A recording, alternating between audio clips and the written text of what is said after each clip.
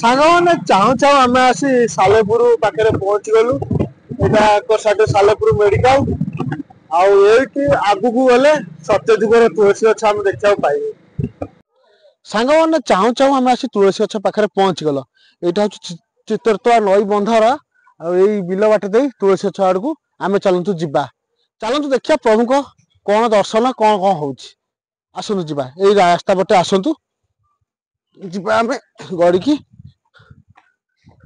ସାଙ୍ଗମାନେ ଏଇ ତୁଳସୀ ଗଛ ବର୍ତ୍ତମାନ ଦେଖା ହେଲେ ଦେଖନ୍ତୁ କେତେ ଉଚ୍ଚା। ସାଙ୍ଗମାନେ ଚାହୁଁ ଚାହୁଁ ଆମେ ଆସି ତୁଳସୀ ଗଛ ପାଖରେ ପହଞ୍ଚି ଗଲୁଣୁ। ବହୁତ ଲମ୍ବା ଉଚ୍ଚତା। ନନା ଏଠି ଚନ୍ଦନ ଲଗେଇ ଦଉଛନ୍ତି। ଏଇଟା ସତ୍ୟଯୁଗର ତୁଳସୀ ଗଛ। ଏସବୁ ଚିହ୍ନ ଦେଖଉଛନ୍ତି ଭାଇ ମାନେ ଦେଖନ୍ତୁ ତାଙ୍କର ଶଙ୍ଖ। ଆପଣ କୋଉଠୁ ଆସିଛନ୍ତି? ଆପଣ ଏ ପାଖରେ ଚାରମାଣିଆ ମାନେ ଆମ ଘର ବି ଏଇଠି। ମୁଁ ବି କେବେ ଜାଣିନଥିଲି। ମୁଁ ଏଇ ନ୍ୟୁଜରୁ ଯାହା ଦେଖିକି ଆସିବା କଥା। କାଲି ସଂକ୍ରାନ୍ତିରେ କଣ କହୁଛନ୍ତି ତ ଭିଡ ଜୋର ହଉଥିଲା। ଲୋକ ବହୁତ ଆଡୁ ଆଉଛନ୍ତି ଦେଖିବାକୁ କହୁଛନ୍ତି। ମାନେ ଠାକୁରଙ୍କ ସିମ୍ବଲ ଅଛି। ତୁଳସୀ ଗଛ ଅଛି, ସାରା ଅଛି, ଏଠି ଲିମ୍ବ ବି ଅଛି। ଏଇ ନଈ ବି ସାଇଡରେ ନଈ। ଆଉ କଣ ଜୟ ଜଗନ୍ନାଥ ସାଙ୍ଗମାନେ ଶୁଭ ସକାଳ। ସାଙ୍ଗମାନେ ସକାଳ ସକାଳ ଆମେ ବାହାରି ଗଲୁ ଆଜି ଗୋଟେ ମିଶନରେ। ମିଶନ କଣ? ସତ୍ୟଯୁଗର ତୁଳସୀ ଗଛ ଦେଖିବାକୁ ଯାଉଛୁ ଆମ ସାଲେପୁର ପାଖରେ। ବହୁ ଲୋକ ଦେଖୁଛନ୍ତି, ନ୍ୟୁଜରେ ବହୁତ ଚର୍ଚ୍ଚା ହଉଛି। ବଙ୍କାକୁ ବଙ୍କା କହିଲା ଚାଲ ଦେଖିବାକୁ ଯିବା ନା ବଙ୍କା? ଯିବା ବୁଲି ଆସିବା ଆଉ। କଣ ସତ୍ୟଯୁଗର ତୁଳସୀ ଗଛ ବହୁ ଲୋକ ଆସି ଦର୍ଶନ କରିକି ଗଲେ। ଆମେ ଯିବା ଟିକେ ଦେଖି ଆସିବା। ହ୍ୟାଲୋ ମି ସାଙ୍ଗମାନେ ଚାହୁଁ ଚାହୁଁ ଆମେ ଆସି ସାଲେପୁର ପାଖରେ ପହଞ୍ଚି ଗଲୁ। ଏଇଟା ଏକ ସାଇଡ ସାଲେପୁର ମେଡିକାଲ। ଆଉ ଏଇଠି ଆଗକୁ ଗଲେ ସତ୍ୟଯୁଗର ତୁଳସୀ ଗଛ ଆମେ ଦେଖିବାକୁ ପାଇବୁ। କାହିଁ କାହିଁ ଦୂରରୁ ଲୋକମାନେ ଆସୁଛନ୍ତି ଦେଖା କରି ଗଲେ। ଆମେ ଘର ପାଖରେ ହେଇକି ଆସିନୁ। ଆଉ ସବୁ ନ୍ୟୁଜରେ ଆଉ ଆମର ୟୁଟ୍ୟୁବର ମାନେ ସବୁ ଯାଇ ଭିଡିଓ କରି କରିସାରିଲେଣି। ଆମେ ବହୁତ ଦିନ ପଛରେ ଆସିଲୁ। ଚାଲନ୍ତୁ ଦେଖିବା ପ୍ରଭୁଙ୍କ ଆଶୀର୍ବାଦ ନବା ଆଉ କଣ ହଉଛି ଆଗକୁ ସବୁ। ଆଉ ସାଙ୍ଗମାନେ ଚାହୁଁ ଚାହୁଁ ଆମେ ଆସି ପହଞ୍ଚିଗଲେଣି ସତ୍ୟଯୁଗର ତୁଳସୀ ଗଛ ପାଖରେ। ଚାଲନ୍ତୁ ସେପଟେ ବୁଲିକି ଆସିବା ଦେଖିବା। ଗାଡି ଥୋଇ ଠାକୁରଙ୍କ ପାଖକୁ ଯିବା। ସାଙ୍ଗମାନେ ଚାହୁଁ ଚାହୁଁ ଆମେ ଆସି ତୁଳସୀ ଗଛ ପାଖରେ ପହଞ୍ଚିଗଲ। ଏଇଟା ହଉଛି ଚିତ୍ରତୋଳା ନଈ ବନ୍ଧର ଆଉ ଏଇ ବିଲ ବାଟ ଦେଇ ତୁଳସୀ ଗଛ ଆଡକୁ ଆମେ ଚାଲନ୍ତୁ ଯିବା। ଚାଲନ୍ତୁ ଦେଖିବା ପ୍ରଭୁଙ୍କ କଣ ଦର୍ଶନ କଣ ହଉଛି। ଆସନ୍ତୁ ଯିବା ଏଇ ରାସ୍ତା ପଟେ ଆସନ୍ତୁ ଯିବା ଆମେ ଗଡିକି ଦେଖିକି ଆସିବା। ତୁଳସୀ ଗଛ ରାସ୍ତା ଏପଟକୁ ହେଇନି। ଲୋକମାନେ ଯାହା ଚାଲି ଚାଲି ଯାଉଛନ୍ତି। ଆମେ ଯିବା ଟିକେ ଦେଖିକି ଆସିବା ଆଉ।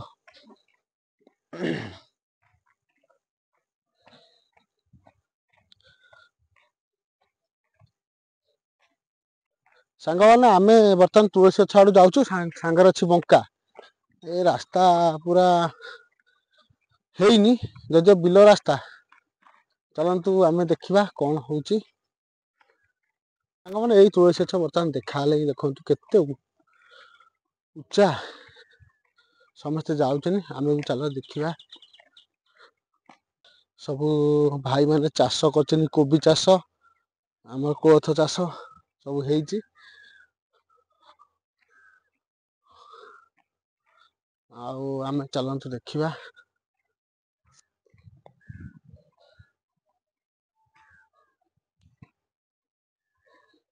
ଯାହା ହଉ ପ୍ରଭୁଙ୍କ କିଛି ବରାଦ ଥିଲା ଆମେ ଆସିବାରେ।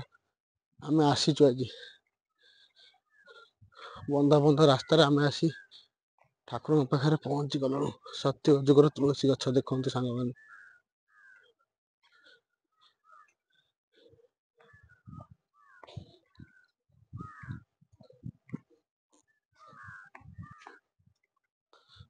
ଆସି ପହଞ୍ଚି ଗଲୁ ଆମେ।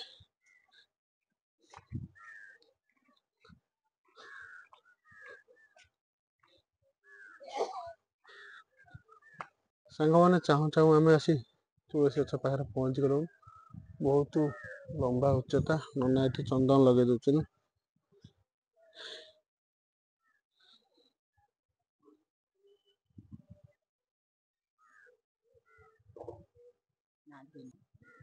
ଏଇଠି ନନା ତମେ ରହୁଛ ବୋଧେ? ସଞ୍ଜ ବେଳୁ ଆଳତି କରି ପଳଉଛ? ଯାହା ପୂଜା ହଉଛି ନନାଙ୍କର ଲାଗିଛି ଏଠି ଆମର ଆଖି।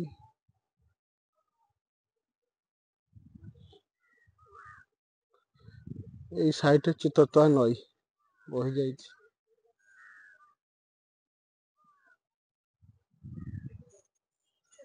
ମା ମାନେ ଅଛନ୍ତି, ଲୋକମାନେ ଭକ୍ତମାନେ ଆହୁରି ଆସୁଛନ୍ତି ସବୁ।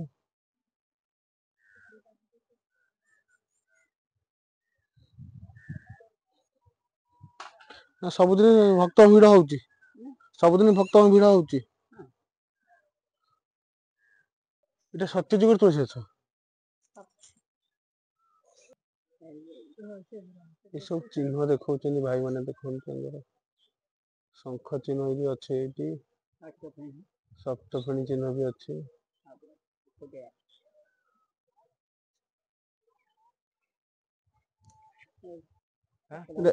ଏଇଟା କୋଉ ଚିହ୍ନ? ଏଇଟା ଚକ୍ର ଚିହ୍ନ।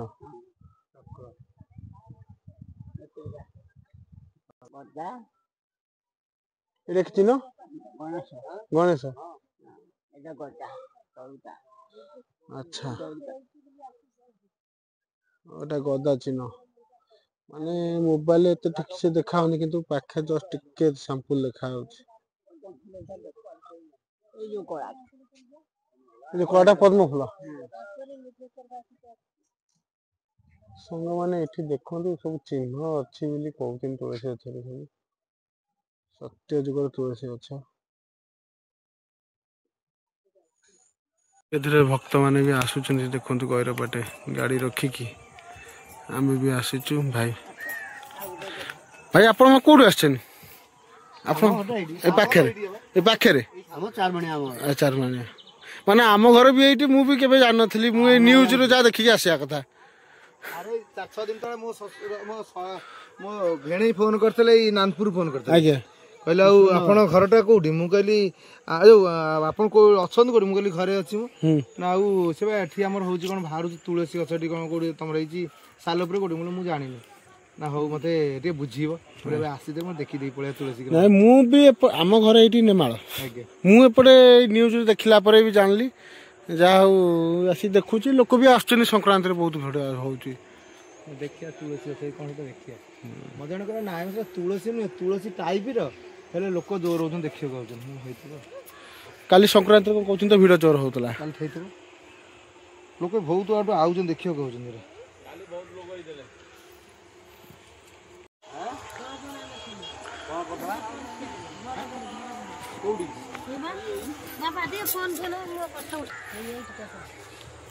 ଘଡଘଡି ମାଇଲା କିଛି ହେଇନି ବା। ତୁଳସୀ ଗଛ ଠାକୁରଙ୍କର ତ, ଏ ଠାକୁରଙ୍କ ମାୟା ଆଉ। ଏଇଠି ଘଡଘଡି ମାରିଥିଲା, ଆଜି ଦାଗ ଟିକେ ଅଛି ଆଉ, ଯା ଆଉ କିଛି। ଦେଖ ସେ ତାଳ ଗଛ, ଏ ଗଛ କିଛି ରଖିନଥିଲା। ଆମେ 6 ଜଣ ବି ରହିଲି ଗୋଟା ଦିନ, ତାପରେ ଆଇଲା ମାକୁ ଦିଆଯାଇଛି ଶଙ୍ଖା, ଦେଖିଲା ପାଣି ଚୁଡି। ଆଉ ଏଠି କଣ କ୍ଷୀର ଦିଆ ହଉଛି? ଅଛନ୍ତି ସାପ ଅଛନ୍ତି। ଆସି କ୍ଷୀର ପିଇବେ, ସେ ତାଙ୍କର ଭିତରକୁ ଯିବେ ନା, ସେ କଣ ଅପେକ୍ଷା କରିବେ? ହେ ପ୍ରଭୁ, ଦେଖିଛ କେତେବେଳେ ଆସିବା ଠାକୁର? ଯୋଉଦିନ କ୍ଷୀର ନ ଦିଆ ହେଇଥିବ ସେଠି ଶୋଇବେ, ବାସ ବାହାରେ ଶୁଅନ୍ତି। ସବୁ ଠାକୁର ଏଇଠି ଅଛନ୍ତି, ନିମ ଗଛ ହୁଙ୍କା ସବୁ ଠାକୁର। ଏଇଟା ହଉଛି ଇଏ ଗଛ, ସାହାରା ଗଛ। ମାନେ ଠାକୁରଙ୍କ ସିମ୍ବଲ ଅଛି, ତୁଳସୀ ଗଛ ଅଛି, ସାହାରା ଅଛି, ଏଠି ଲିମ୍ବ ବି ଅଛି। ଏଇ ନଈ ବି ସାଇଡରେ ନଈ। ଆଉ କଣ ଆଜିକାଲି ଦୁନିଆରେ ସତ୍ୟ କିଏ? ତାକୁ ଭାବିବେ ଇଏ ସତ୍ୟ ଦେଇଛି, ଏଇଟା କି ବାପା ଭାବୁଛି ସତ୍ୟ ବୋଲି। ଏ ଗୋଟେ କି ଗଛ, ଆର ସାକ୍ଷୀ ଯାହା ପାଇଛି। ଏଇଠି ସାଙ୍ଗମାନେ ସାପ ଆସିକି କ୍ଷୀର ପିଅନ୍ତି, ତାଙ୍କୁ କ୍ଷୀର ଦିଆହେଇଛି, ହଳଦୀ ପାଣି ବି ଦିଆହେଇଛି। ଏଠି ସାଙ୍ଗମାନେ ଏଠି ବହୁତ ଭକ୍ତଙ୍କର ବି ସମାବେଶ ହେଉଛି, ଧୀରେ ଧୀରେ ଭକ୍ତ ବଢ଼ିଲେଣି। ଆମେ ଆସିଥିଲୁ ଦର୍ଶନ କରିବା ପାଇଁ, ଦର୍ଶନ ବି ହେଇଗଲା। ମା ତମେ କୋଉଠୁ ଆସିଛ? କେନ୍ଦ୍ରାପଡ଼ା। କେନ୍ଦୁପାଟଣା। ଆପଣ ଏଠି ଆଗରୁ ଆସିଥିଲେ? ମୁଁ ଆଜି ତ ଫାଷ୍ଟ। ଆମ ଘର ନେମାଳ, କିନ୍ତୁ ସିମ୍ବଲ ଅଛି। ଦେଖ ନିମ ଗଛ ଅଛି ସାଇଡରେ, ଏଠି ସାରା ଗଛ ଅଛି, ସାଇଡରେ ନଈ, ଚିତ୍ତୋତ୍ୱା ନଈ ଆଉ ଠାକୁରଙ୍କ ଆଜ୍ଞା ଯେହେତୁ ଅଛି ଚାଲିଛି ଆଉ। ସାଙ୍ଗମାନେ ବର୍ତ୍ତମାନ ତୁଳସୀ ଗଛ କନ୍ତରୁ ବିଦାୟ ନେବା ଆଉ ଯାହା ପ୍ରଭୁଙ୍କୁ ଦର୍ଶନ ହେଇକି ଅତି ମନ ଶାନ୍ତି ଲାଗିଲା। ଭକ୍ତକୁ ବି ସମାବେଶ ଧୀରେ ଧୀରେ ହେଉଛି, ଭକ୍ତମାନେ ସବୁ ଆସିଲେ ଆସ୍ତେ ଆସ୍ତେ। ଆଉ ଏଠି ବର୍ତ୍ତମାନ ଦୋକାନ ବି ଲାଗିଗଲାଣି, ଭୋଗ ଦୋକାନ, ପୂଜା ସାମଗ୍ରୀ ଦୋକାନ। ସାଇଡ଼ରେ ଯେହେତୁ ଅଛି ନିମ ଗଛ ଦେଖନ୍ତୁ ଅଛି। କାଲି ସଂକ୍ରାନ୍ତି ପାଇଁ ଭିଡ଼ ଜୋର ଲାଗିଥିଲା।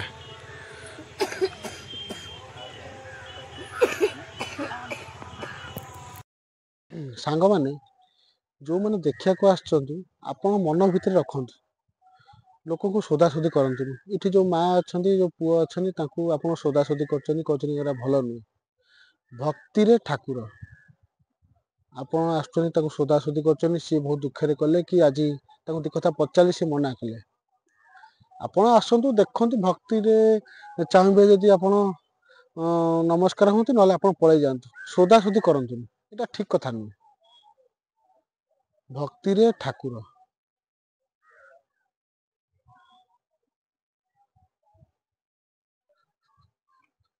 ସାଙ୍ଗମାନେ କିଛିଟି ଆଧ୍ୟାତ୍ମିକ ପରିବେଶ ଲାଗୁଛି, ଯେମିତି ପାଖରେ ଅଛି ନିମ ଗଛ, ଶାରଳା ଗଛ, ଆଉ ନଈ କୂଳ, ଜଙ୍ଗଲ ଭଳିଆ, ଆଉ ତୁଳସୀ ଗଛ ଲାଗୁଛି। ଲୋକ ତ ସମସ୍ତେ କହୁଛନ୍ତି, ଆମେ ବିଶ୍ୱାସ କରିକି ଆସିବା କଥା। ତେଣୁକୁ ଭଗବାନଙ୍କ ଉପରେ ନିର୍ଭର, କେବେ ପୁରୀରୁ ଆସିବେ ଆକୁ ସିଲେକ୍ସନ କରିବେ। ଦେଖାଯାଉ। ମା କିନ୍ତୁ ସେ ଜଣେ ଭାଇ ଅଛନ୍ତି, ମା ବିଶ୍ୱସ୍ତ ସହ ପୂଜା କରୁଛନ୍ତି, ତାଙ୍କ ପାଖରେ ରହୁଛନ୍ତି। ଭକ୍ତମାନେ ସମସ୍ତେ ଆସୁଛନ୍ତି ଦର୍ଶନ କରିବା ପାଇଁ। ଦେଖନ୍ତୁ, ଆମେ ବି ଆସିଥିଲୁ, ମା ମାନେ ବି ଆସିଥିଲେ, ଭଉଣୀ ମାନେ ବି ସବୁ ଆସିଥିଲେ। ବହୁତ ଉଚ୍ଚ, ମକା 80 ଫୁଟ ଭଳିଆ ହବ ନା, 60, 70, 80 ଫୁଟ ଭଳିଆ ହବ। ଏତେ ବଡ଼ ତୁଳସୀ ଗଛ ମୁଁ କେବେ ଦେଖିନଥିଲି। ଆଉ ସଂକ୍ରାନ୍ତିରେ ବେଶ କରି ଏଠି ବହୁତ ପୂଜା ପର୍ବ ଚାଲିଛି। ଲୋକଙ୍କ ଭକ୍ତ ସମାବେଶ ବହୁତ ଜୋରରେ ହଉଛି। ଏଇ ମା, ଏଇ ଭାଇ ଏଠି ଠାକୁରଙ୍କ ପାଖରେ ଅଛନ୍ତି।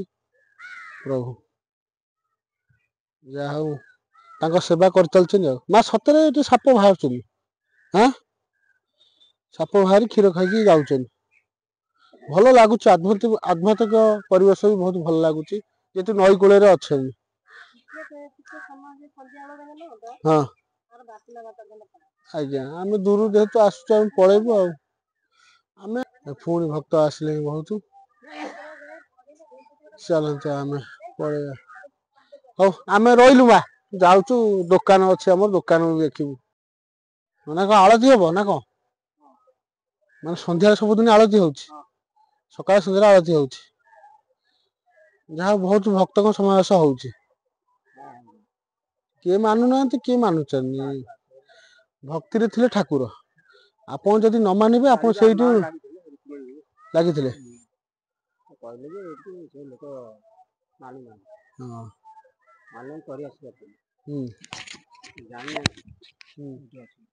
ମୋ କହିବା କଥା, ଯୋଉମାନେ ଆସିବା କଥା ଭକ୍ତି ରଖିକି ତଳକୁ ଆସନ୍ତୁ, ଯଦି ନ ଆସେ ସେଇ ବାଟେ ଆପଣ ପଳେଇ ଯାଆନ୍ତୁ। ସେଇଆ ହବ। ଘଟଣା ଗଛ ଚାରିକର ଯାକ ବାଡ଼ ଦିଆଯିବ, ବାଡ଼ ଦେଲା ପରେ ସେଠି ଗେଟ୍ ହବ। ସବୁ ସଂକ୍ରାନ୍ତିରେ ଭିଡ଼ ଜୋର ହଉଛି। ଭିଡ଼ ସେମିତି ନାହିଁ, କମ୍ ହଉଛନ୍ତି, ଯାହା 400-500 ଭିତରେ ହଉଛନ୍ତି। ବର୍ତ୍ତମାନ ସନ୍ଧ୍ୟା ଆଳତି ହବ। ଆଳତି ହବ, 5ଟା-6ଟା ବାଜିଲେ। ଆପଣ ଭକ୍ତମାନଙ୍କୁ କଣ କହିବେ, ଆସିକି ଦେଖିବା ପାଇଁ କଣ କହିବେ? ହଁ, ସେ ଆସିବେ, ଆସୁଛନ୍ତି ତ ଆଉ। ଆସନ୍ତୁ, ସତ୍ୟଯୁଗ ତୁଳସୀ ଦର୍ଶନ କରନ୍ତୁ କଳିଯୁଗରେ। ହଁ, କଳିଯୁଗ ଲୋକମାନେ ତ କହୁଛନ୍ତି। ତାପରେ ଆମେ ତ ଜାଣିଛୁ ସତ୍ୟ ତୁଳସୀ, ଆମେ ତ ଜାଣିଛୁ, ଆମେ ତ ପୂର୍ବରୁ ଏଇଟା ବାପ ଆମ ଭିତରେ ଆମେ ରଖି ପୂଜା କରିବା ଦରକାର, କାହା କଥା ଆମେ ଶୁଣିବା କଥା ନାହିଁ।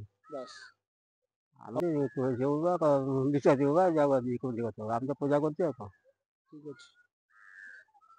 ସାଙ୍ଗମାନେ, ଆପଣ ଯଦି ସତ୍ୟଯୁଗର ତୁଳସୀ ଗଛକୁ ଦେଖିବା ପାଇଁ ଚାହୁଁଛନ୍ତି, କଟକରୁ ଆସିଲେ ଖଇରିଆ ନାଳବନ୍ଧ ରାସ୍ତାରେ ଆପଣ ଆସନ୍ତୁ, ଶିଶୁଆ ପାରି ହେଇକି ବାଲି ସାହି ବୋଲି ସାଲେପୁର, ଚିତ୍ତୋତ୍ୱା ନଈ ବନ୍ଧ କୂଳରେ ଏପଟେ ଦର୍ଶନ କରିପାରିବେ। ଏପଟେ ଆମର Kendrapara canal road Kendrapara Ashweshwar Khairia road एपटे आसपारिक आप तुलसी गछ दर्शन करें। यहाँ आपको देखा यहाँ हूँ आपणकर खैरिया केन्द्रापड़ा नईबंध रास्ता पूरा चिकनिया रास्ता शिशुआ